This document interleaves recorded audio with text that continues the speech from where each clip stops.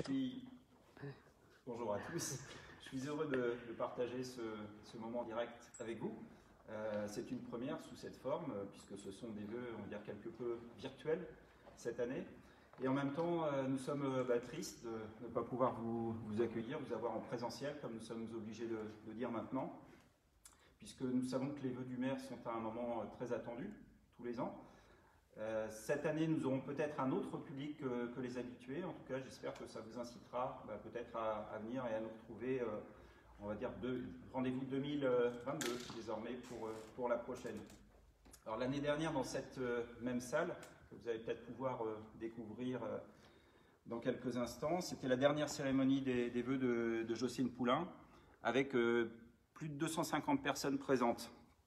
Donc ce matin, je voudrais avoir une pensée pour Jocelyne, la saluer d'une part, et puis la remercier encore et encore pour ses 19 ans passés au service de la commune, dont les 12 ans en tant que maire. Donc vous voyez que l'assistance aujourd'hui est un peu plus réduite qu'au mois de janvier 2020.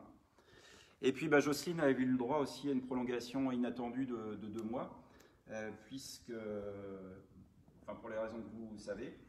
Et donc 2 mois qu'elle aura accompli avec le même sens de l'engagement et des responsabilités que celui que nous lui avons connu tout au long de ses mandats.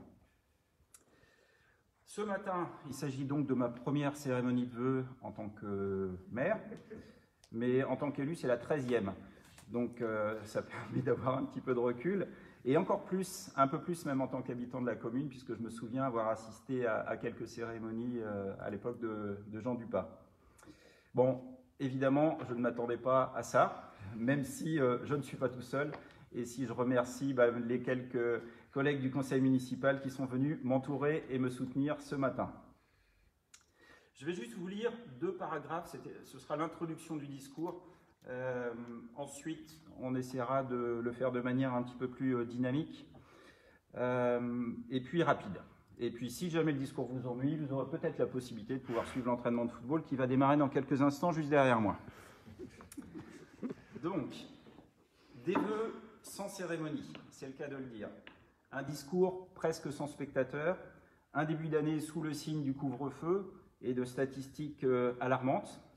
Est-ce que ce serait une introduction qui tend déjà au pessimisme?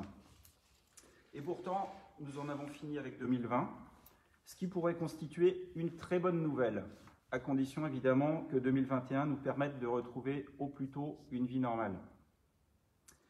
Pour bien commencer l'année, je vais donc vous épargner toute référence dans la suite de ces propos au Covid, qui a trop rempli nos vies, qui a changé de genre en cours de route, même si je me refuse à utiliser le féminin pour en parler, et donc ce virus qui aurait muté aux dernières nouvelles en préférant varier plutôt que filer à l'anglaise. Donc, en attendant sa disparition, parlons d'autre chose pour évoquer 2020 et envisager cette nouvelle année qui n'a que 16 jours. Donc 2020, évidemment, aura été l'année des municipales. Donc nous étions la seule liste en lice, ce qui ne nous a pas empêché de faire campagne et d'aller à la rencontre des habitants. Nous avons d'ailleurs été plutôt très bien reçus. Et puis nous sommes retrouvés dans ce contexte un peu surréaliste du samedi 14 mars, où le Premier ministre a annoncé la fermeture de tous les lieux essentiels accueillant du public à partir de minuit, et dans le même temps, la tenue, comme prévu, des élections municipales le lendemain.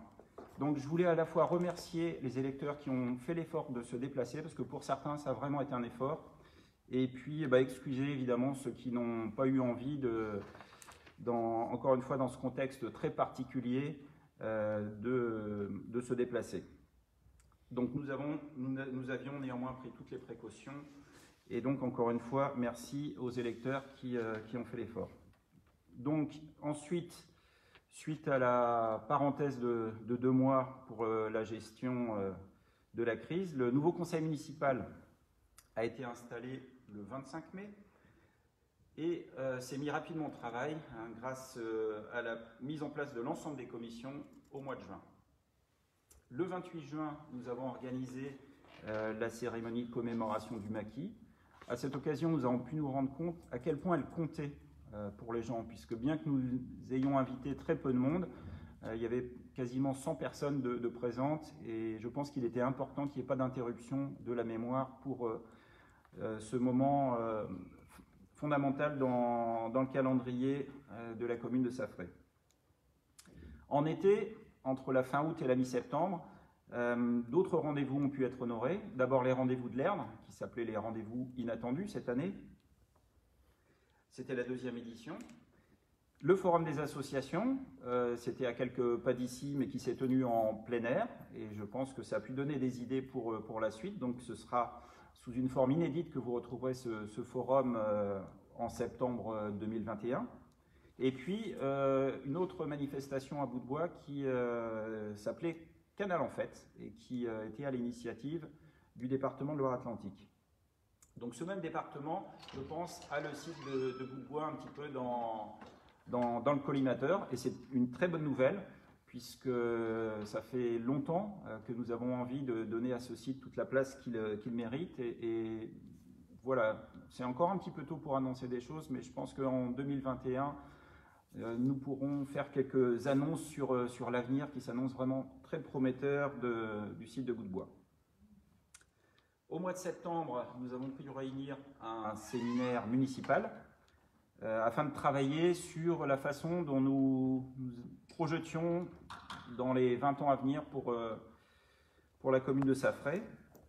Alors, je vais vous épargner évidemment l'ensemble des fiches projets, puisque c'est comme ça qu'on les a appelées. En tout cas, je vous juste reprendre les titres. Ce sera un petit peu succinct, mais bien évidemment, nous aurons l'occasion d'y revenir et de communiquer à ce sujet de manière très très régulière. Donc les fiches s'intitulent de la manière suivante. La première, c'est la santé, j'y reviendrai tout à l'heure, les mobilités, l'intergénérationnel, ce qu'on a longtemps appelé le vivre ensemble, et on peut continuer à appeler ça le vivre ensemble sans aucun doute, la vie associative et économique, les aménagements et les équipements, les circulations et la sécurité routière, les projets qui concernent le site du château, les bâtiments et le patrimoine de la commune, les futurs lotissements et l'habitat innovant, les engagements durables, la participation citoyenne et enfin les terres communales et le lien avec l'agriculture.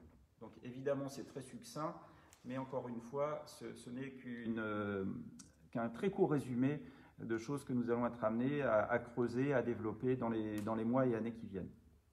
Je reprends le fil de l'année 2020 très rapidement, donc avec l'inauguration du pôle enfance en présence de la présidente de la CAF, Madame Bloin, et de Philippe Grosvalet, le président du département, ça c'était au mois d'octobre. Et puis après avoir reporté et puis finalement annulé le repas des aînés cette année, nous avons avec les membres du CCAS pu quand même aller rendre visite en porte-à-porte à un certain nombre de personnes âgées pour leur livrer le colis de l'année. Donc ça a été l'occasion de prendre des nouvelles et de renouer donc le contact avec des gens qui n'ont plus beaucoup pu sortir de chez eux cette année.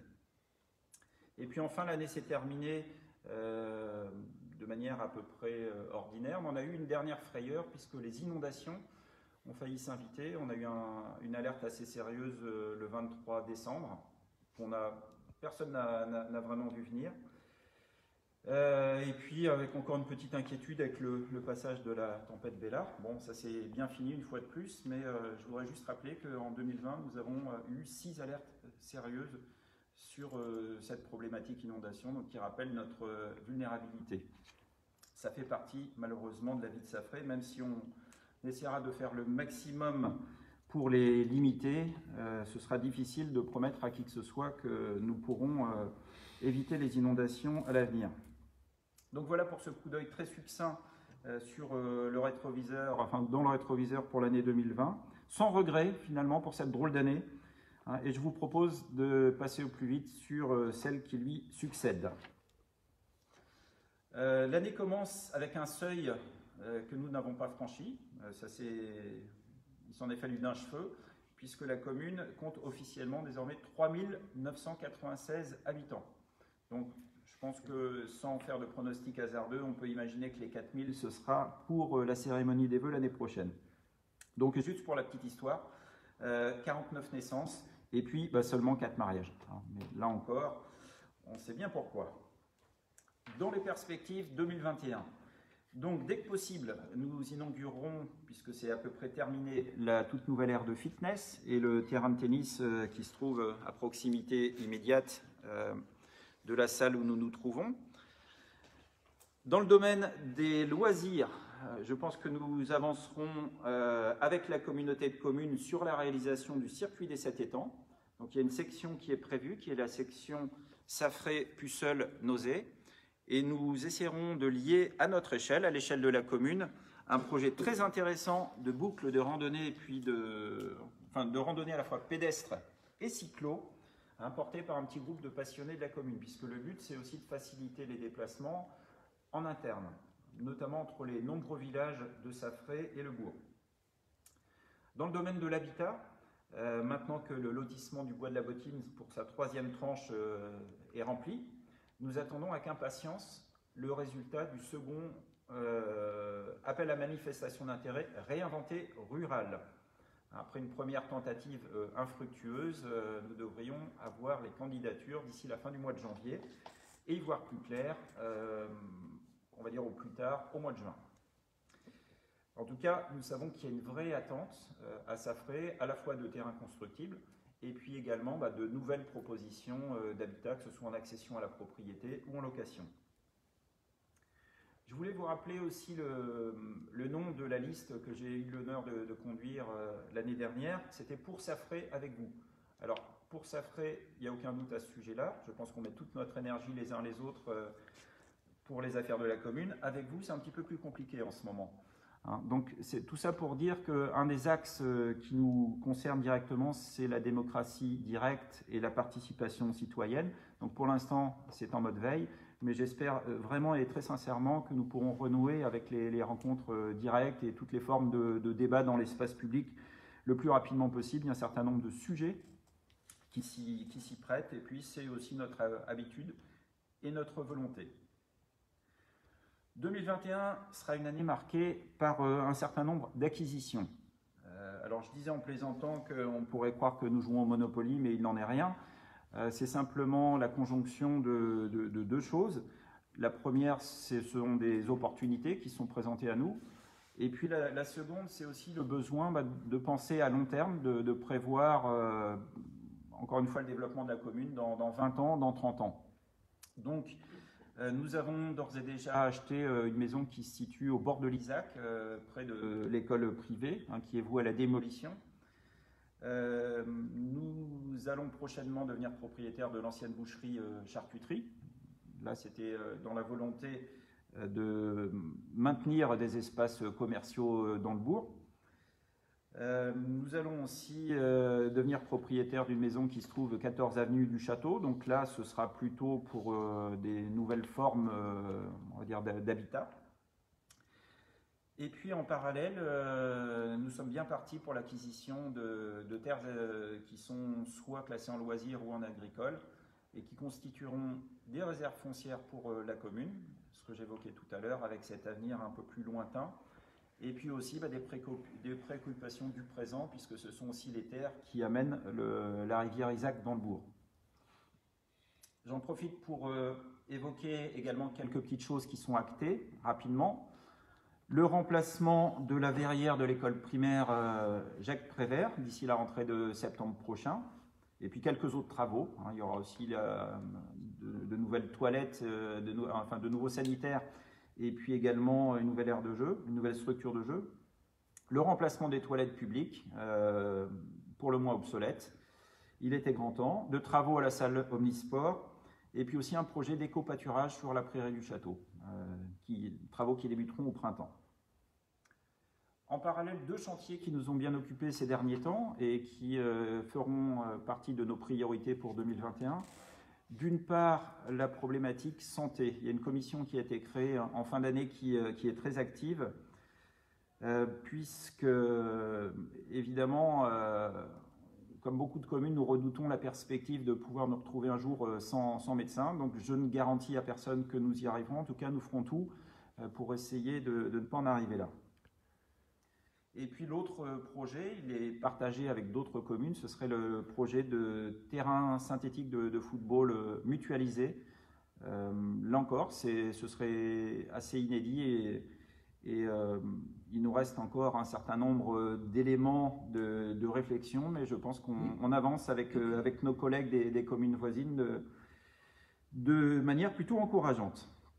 Et puis, je voudrais rappeler aussi rapidement que dans toutes ces actions, nous ne sommes pas seuls, nous avons un certain nombre de partenaires, je ne vais pas en faire la liste, mais en tout cas, le principal, c'est évidemment la communauté de communes de Nozay.